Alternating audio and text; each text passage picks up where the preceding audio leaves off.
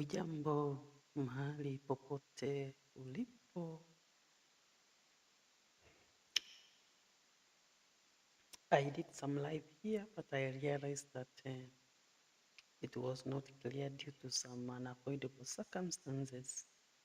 So I want to repeat what I did some times back. So some students have requested to be shown how to fill the table for quantitative analysis, that is the table for temperature, table for the volume used. So we will look at that.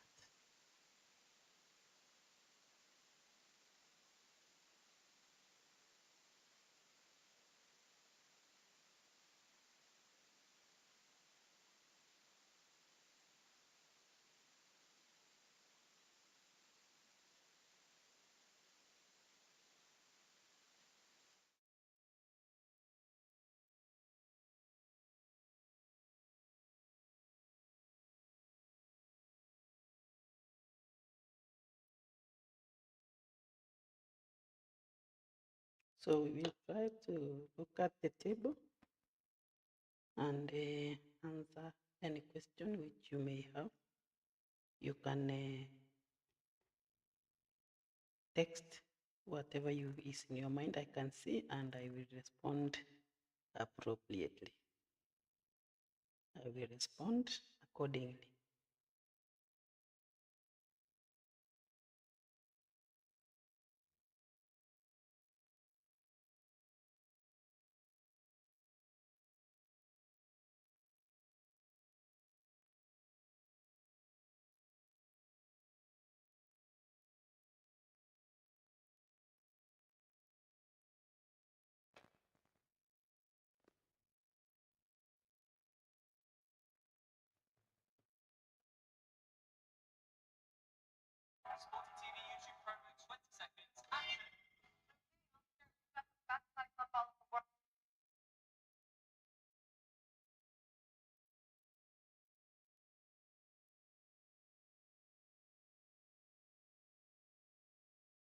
So the year 2025, we are expecting to have um, um, salt graph solubility, because this graph for solubility has not been set for quite some time. So we are suspecting that this year we might have a question that looks like this, where you are going to do what we call solubility of salt.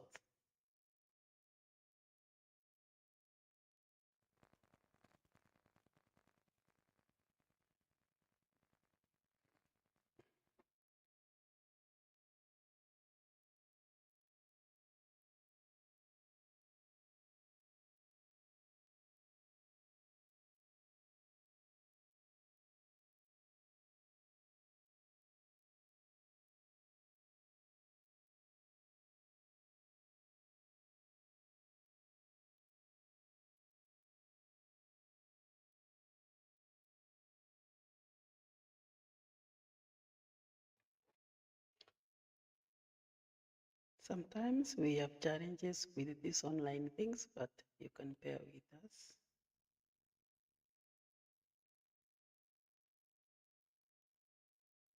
You can bear with me.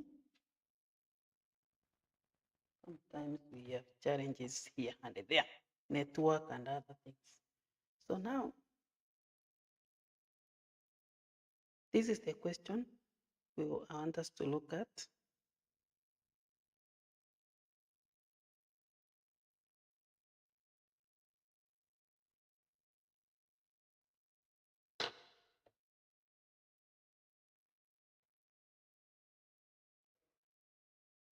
So I have said that we expect to have a solubility curve this round.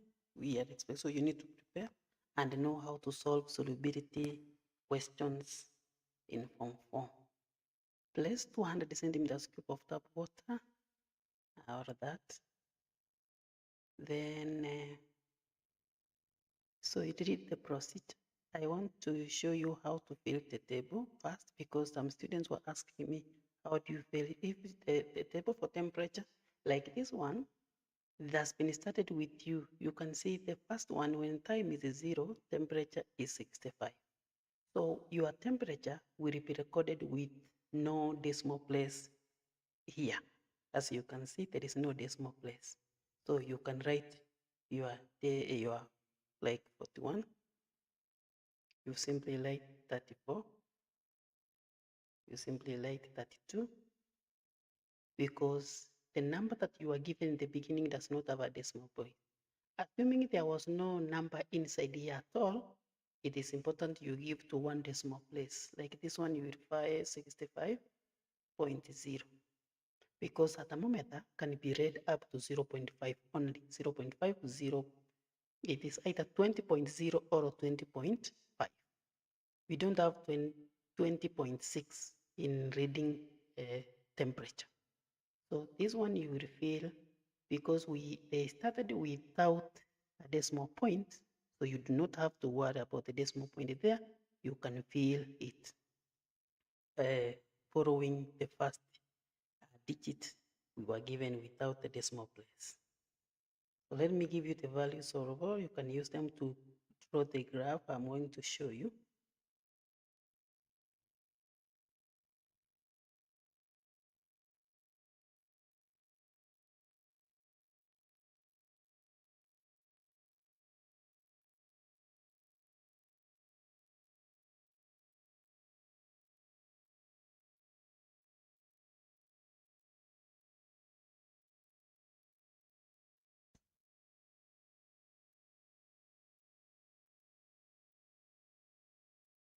And if you need this paper, you can always text inbox, WhatsApp for this paper. It is free of charge. So you will be told on the grid provided plot a graph of temperature against time. Temperature against time. So it means on the y-axis you will have temperature, and on the x-axis you will have time, because it is temperature against time, and you will have something of this nature.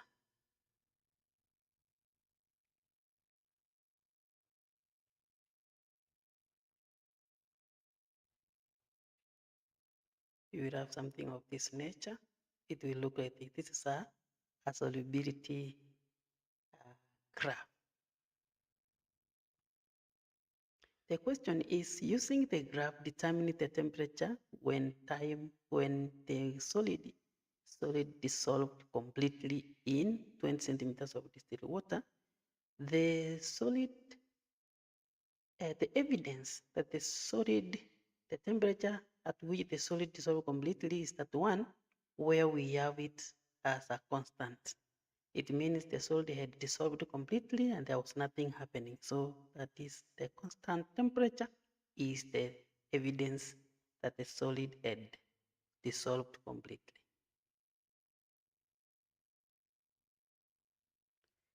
Calculate the solubility of the solid. So you know solubility, the definition. So we dissolved 23 grams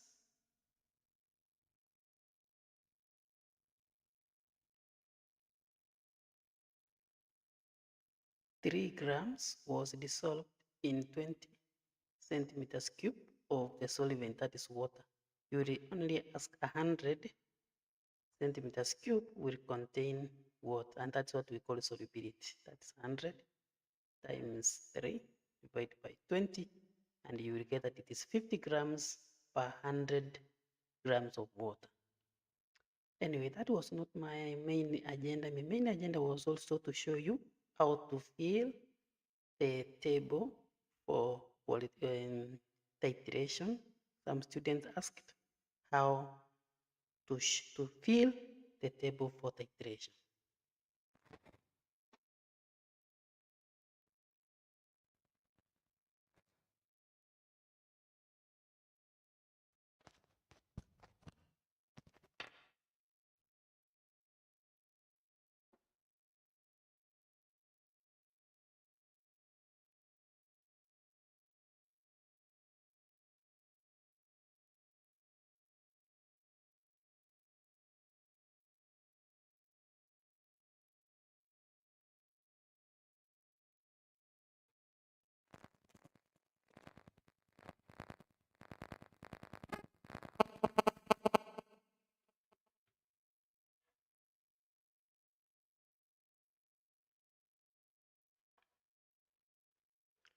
Now the table for the iteration should be filled with 1 decimal place. Strictly use 1 decimal place.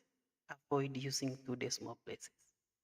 Now, you can use a number between and 40 without doing the practical. If you have a problem handling the apparatus for practical for the 3, just guess a number inside here and get the 4 marks. Like, for example, you can say, assuming you do not know how to handle the apparatus for titration. So you can come here and pick a number, like 10, like 6. So you pick a number of your choice. After doing that, you use that number to.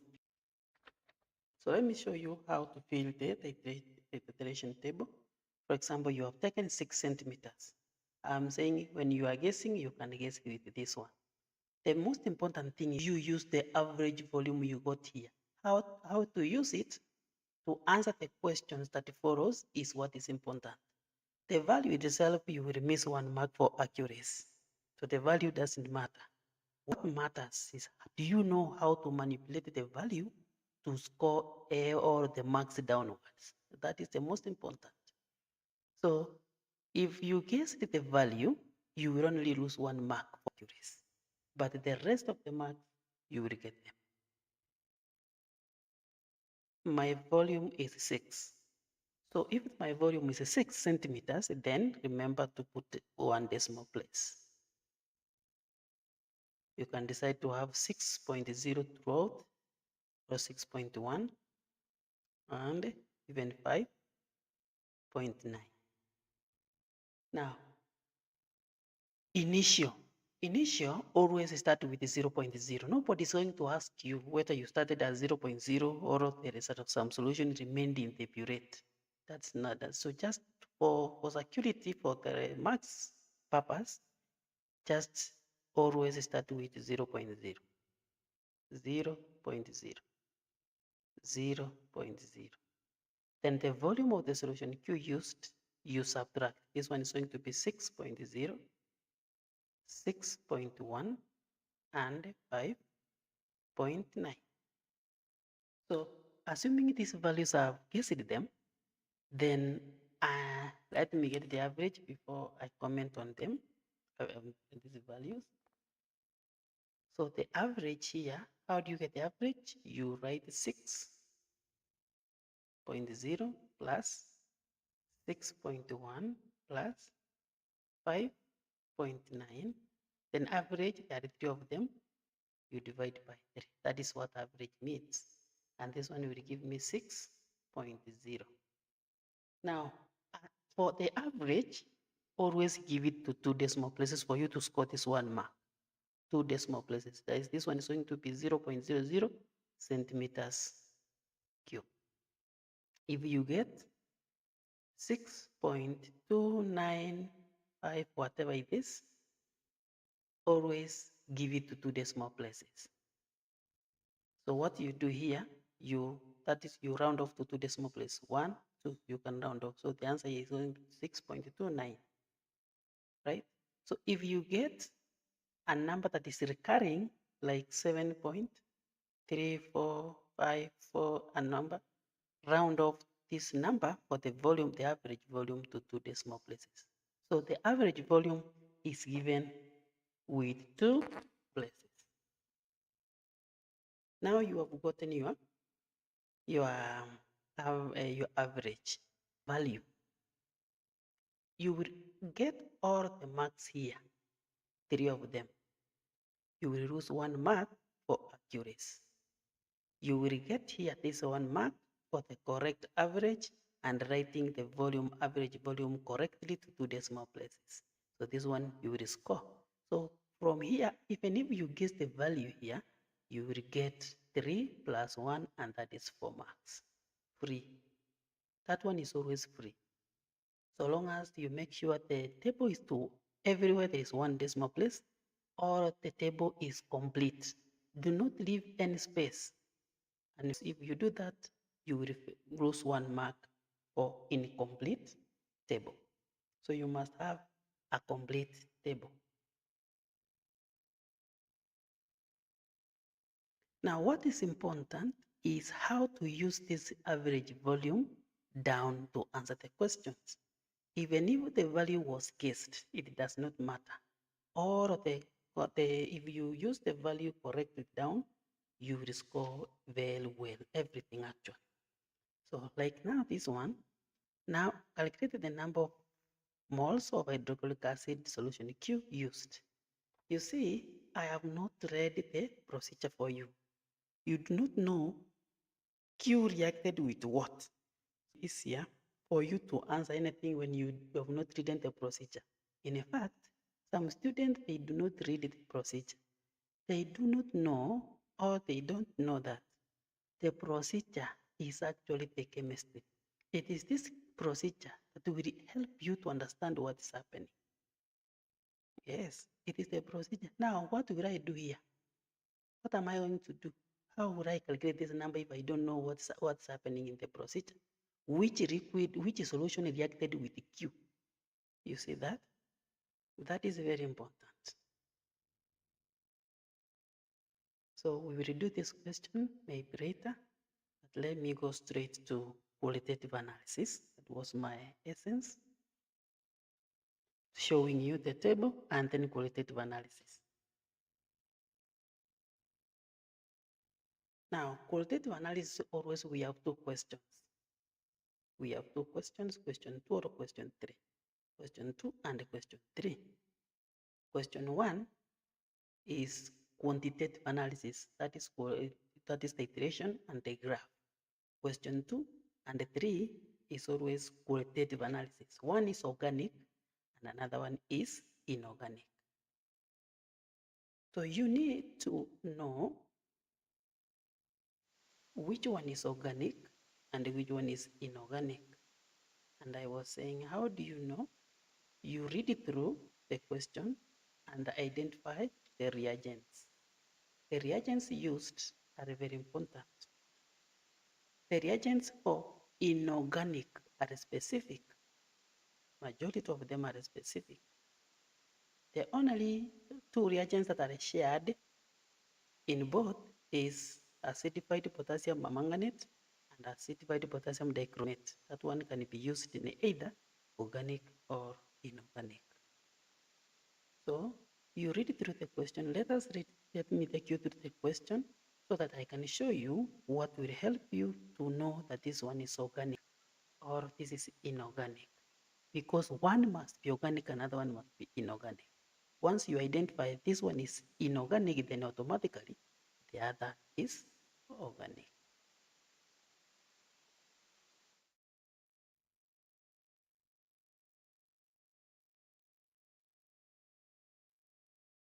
Let me go straight to question 3 first. Question 3.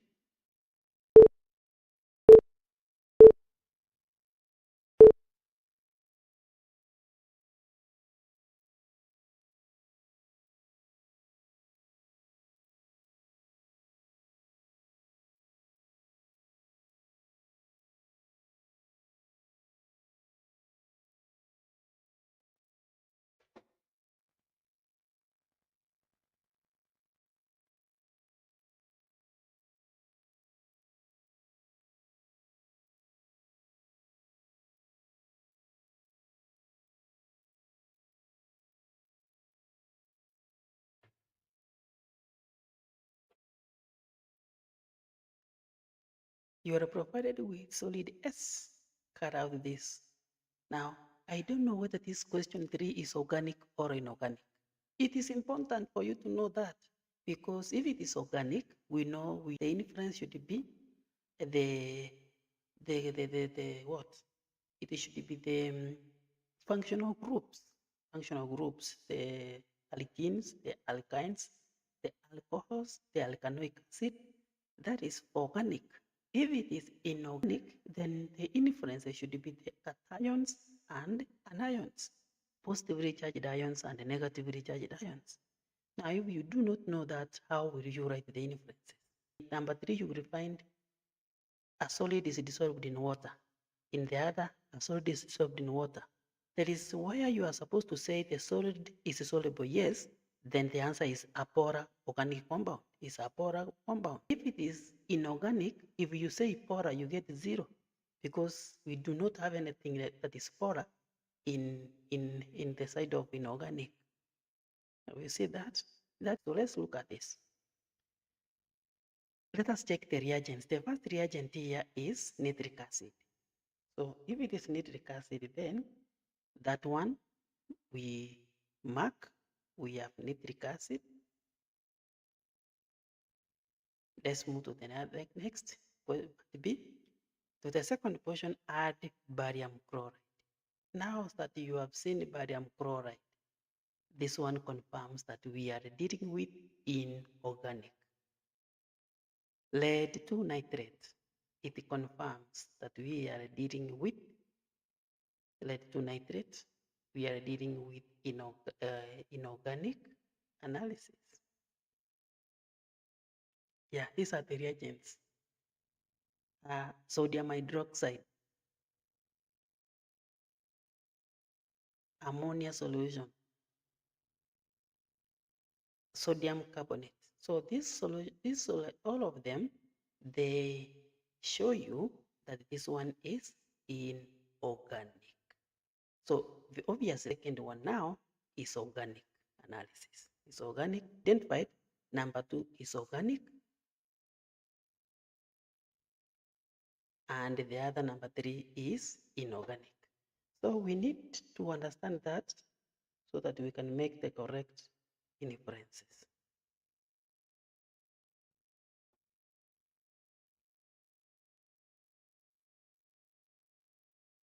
You are provided with R, which is a liquid. Place about 3 drops of liquid R on a watch glass, ignite. Then the observation is that the liquid burns with a blue non-sooty flame. So when a liquid burns with a blue non-sooty flame,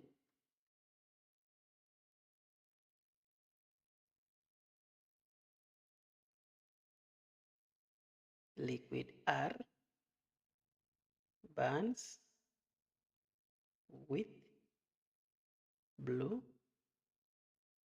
non-sooty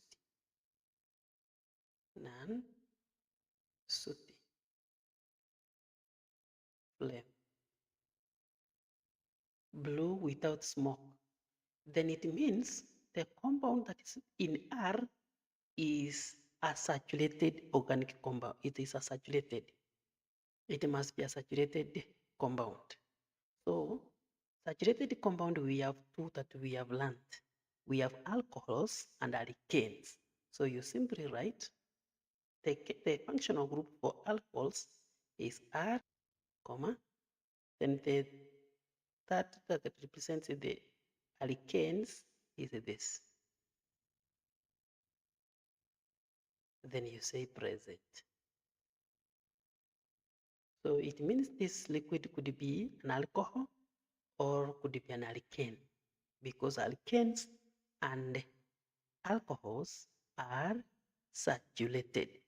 It means that alkenes are unsaturated.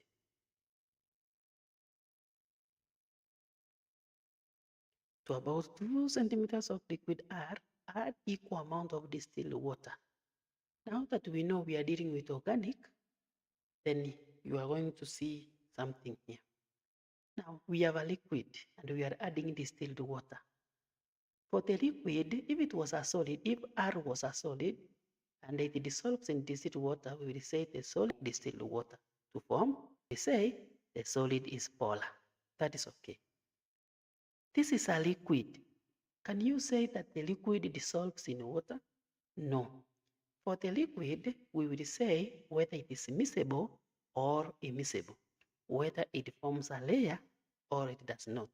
If it forms 2 layers, if it is in kerosene in water, it will not mix.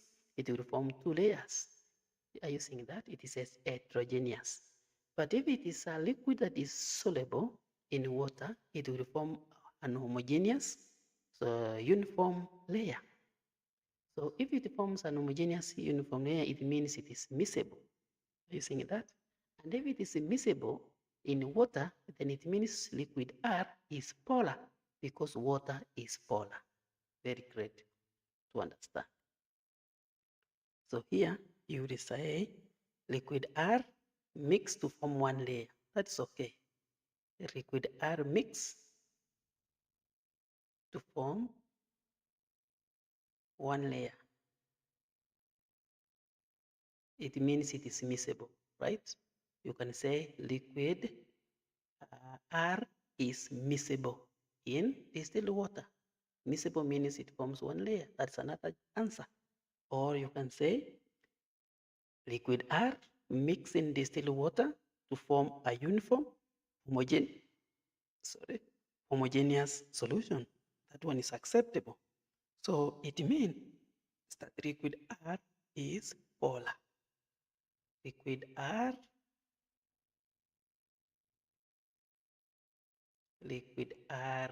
is polar. Why is it polar? Because water is polar. Anything that it mixes in water to form a uniform layer, it means it is polar. Therefore, it is polar. To about 2 centimeters of liquid, add sodium carbonate. So sodium carbonate it can tell you that this is an organic analysis also, or sometimes we use sodium hydrogen carbonate. Sodium hydrogen carbonate or sodium carbonate. What do you expect? Any moment you are adding sodium carbonate or sodium hydrogen carbonate, you expect effervescence. You expect fizzing. You expect bubbles of a colorless gas, right? So it is either effervescence occurs or there is no effervescence. It is either fizzing occurs or no fizzing. So in this case, there was no fizzing. There is no effervescence. Just write no fizzing.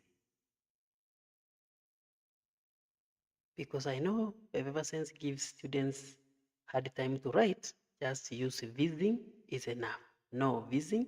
If it is no fizzing, then it means inside there in the test tube, sodium carbonate did not find an acid. If there was an acid inside there, it will form effervescence. Fizzing will occur. But now that there was no an acid, the solution, the liquid R is not an acid, therefore there was no effervescence, and we write that hydrogen ions are absent. We know we are dealing with organic analysis by now, but nobody has told us that it is organic. If the question here, the question was saying, you are provided with liquid organic substance, liquid R. When they mention here, the root of the question, this is the root of the question. When they mention that the whatever provided is organic, my dear friend, then always we will give the functional group here for the acids. For the here now, we could write like this. If they said that liquid R was organic, if they told us, then the correct answer here should be the functional group for alkanoic acids, which is RCOOH absent. But now they did not tell us whether this was an organic. We use the normal hydrogen ions to represent acids, the normal acids absent. I hope you have gotten the point.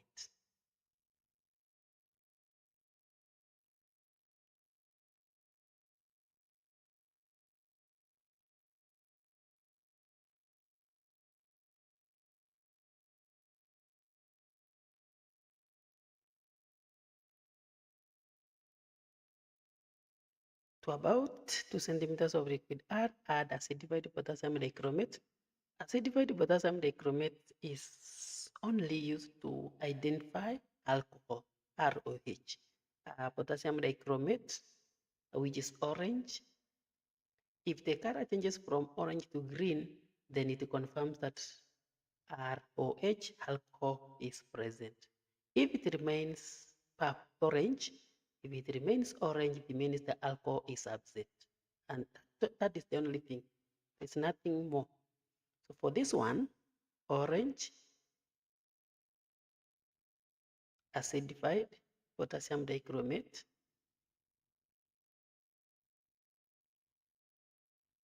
This is the formula for this one. This H plus means acidified. Changes to green. So if it changes to green, then it means the alcohol is confirmed, is present. The alcohol is present. Let's go through now question 3.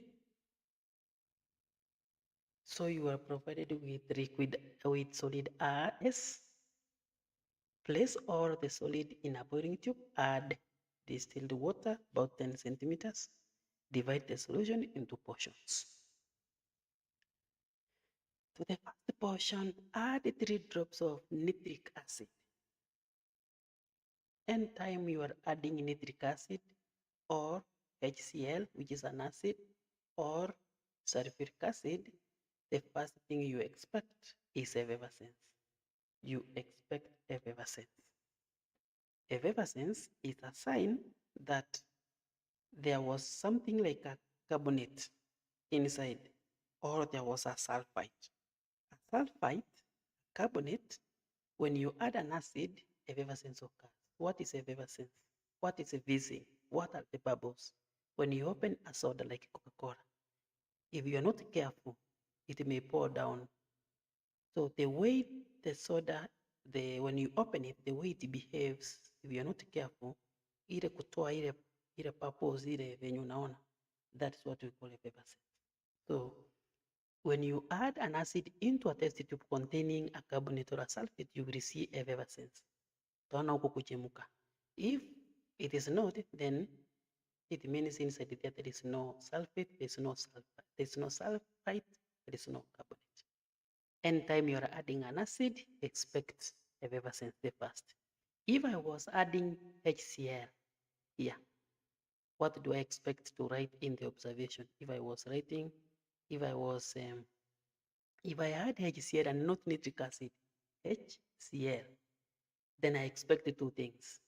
I expect effervescence and I expect a white precipitate, or no effervescence or no white precipitate. It depends. Why do I expect a white precipitate? Because there is, if you add HCl and then it meets inside there was lead ions, it will form lead chloride, and that's a white precipitate, right? That is why I expected 2 observations if I was adding dilute HCl. If I was adding sulfuric acid, I would also expect effervescence and a white precipitate. If sulfuric acid gets into a solution and finds lead, finds barium, finds calcium, it will form a white precipitate. So that is the understanding you need to have. So here, the observation was that there is no effervescence. Yeah, there was no effervescence, I guess. Let me check for the observation. Yeah, there is no effervescence, and I've told you use fizzing to mean effervescence. Fizzing is easy to write. No fizzing. No fizzing. So if there is no fizzing, then if there is no effervescence, it means the carbonate and the sulfite was absent. If effervescence occurs, then this and this is present. We add barium chloride. Barium chloride, barium forms a white precipitate with the sulfate the carbonate, and the sulfite. Barium sulfate, barium carbonate, and barium sulfite all are white precipitate. So what was the inference here? There was no white PPT. No white PPT. If there was no white PPT and we have added barium ions, then it means inside there was no carbonate, there was no sulfate, there was no sulfite. But from part A, we have said the carbonate and the sulfite is absent. So what is remaining to be absent here now? We are not going to repeat this one. We will simply say the sulfate is absent also. Is absent. The sulfate is absent because there was no white precipitate with the barrier. Next, to the third portion, add 3 drops of lead nitrate solution. Lead nitrate. Lead ions will form a white precipitate with the sulfate, the chloride, the sulfite, the carbonate. All of those 4 will form a white precipitate with lead. But now, the sulfate, the sulfite, and the carbonate are absent. So what was the observation then before we conclude? The observation was a white PPT is formed. A white PPT is formed. So if the white PPT is formed, then what could form a white PPT with the lead if the sulfate is absent, if the carbonate is absent, and if the sulfite is absent? Then it is the chloride that is remaining, right? So it means lead chloride ions present.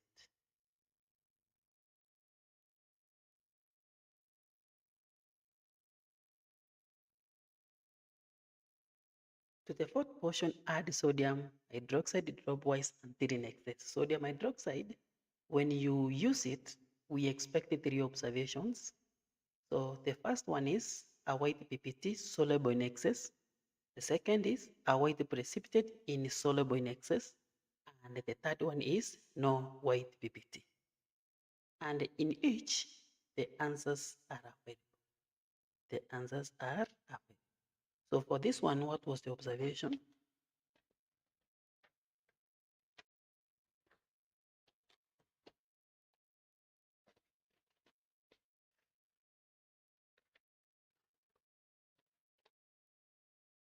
The observation was that there is a white PPT insoluble. So if a white PPT is formed soluble, which dissolves in excess, then you should know it is ZAP that is present. ZAP stands for zinc ions, zinc 2 ions, aluminum ions, lead ions present. But now since it is a white PPT insoluble, which does not dissolve in excess, insoluble in excess, then it means there are only 2 ions present. It is magnesium, 2 ions, and calcium, 2 ions. I have said if a white PPT is formed soluble in excess, ZAP is present. What is ZAP? Zinc 2 ions, aluminum 3 ions, and lead 2 ions present. So this is the one that is present. Calcium and magnesium when it is insoluble in excess.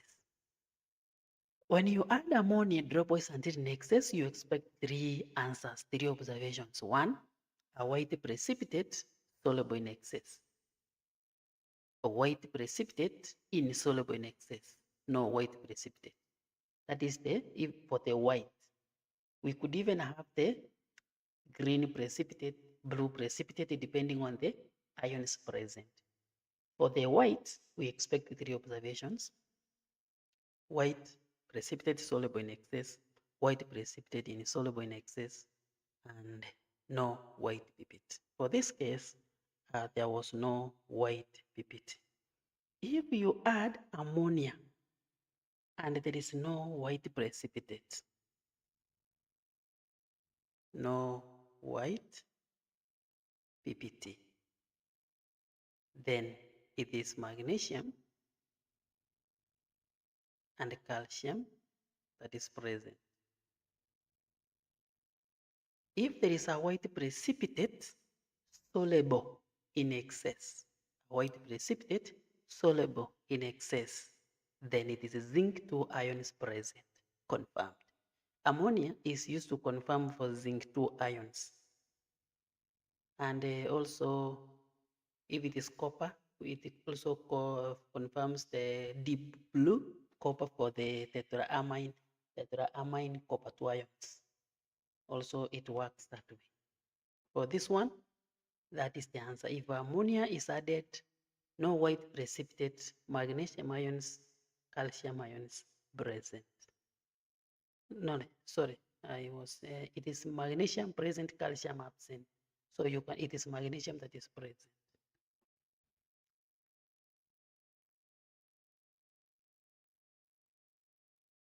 Ammonia will form a white precipitate with magnesium and not calcium. So it is magnesium ions. For ammonia, it was a drop. Sorry, I have said that. Let me rectify. I want to rectify here. Be careful. It was a slip of the tongue at the time pia imeenda kumbe. Usingizi imejaa macho, sorry. So no white PPT for ammonia. No white PPT, it means calcium 2 ions present. Very good. But ammonia is used to confirm for zinc. If a white PPT is formed, soluble in excess, it is zinc 2 ions present. Let's finish this one. To the sixth portion, add 3 drops of aqueous carbonate. Sodium carbonate will form a white PPT.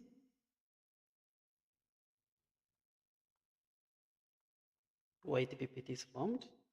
So if the white PPT is formed, sodium carbonate. So the carbonate will form, remember, all carbonates are insoluble except that of sodium, potassium, and ammonia. So if a white PPT is formed, magnesium is insoluble, barium will form a white PPT, lead will form a barium, but now we are doing elimination. There's no way you are going to introduce another cation here. Therefore, it means calcium. It is the calcium 2 ions which is present or confirmed. Because we are left with calcium. I have told you all other cations are insoluble. They have insoluble carbonates, like magnesium carbonate is insoluble. The rest. But now you cannot introduce the calcium here, magnesium, yet we have eliminated them from the previous tests.